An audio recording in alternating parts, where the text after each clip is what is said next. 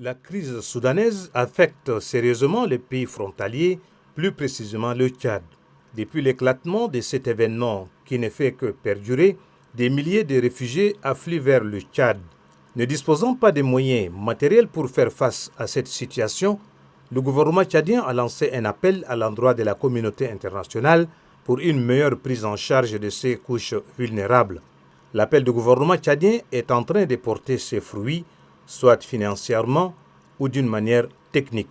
Les Émirats arabes unis viennent de doter Amgaras, chef-lieu de la province de l'Enedi-Est, d'une infrastructure hospitalière pouvant accueillir des réfugiés soudanais sur le sol tchadien. Inaugurant cette structure de santé, le ministre de la Santé publique et de la Prévention s'est réjoui du geste des Émirats arabes unis. Abdelmajid Abdelrahim exprime la gratitude du gouvernement aux Émirats arabes unis pour cet acte. L'hôpital, installé au niveau de l'aéroport d'Amgaras, dispose de médecins qualifiés et d'équipements modernes capables de prendre en charge les réfugiés malades.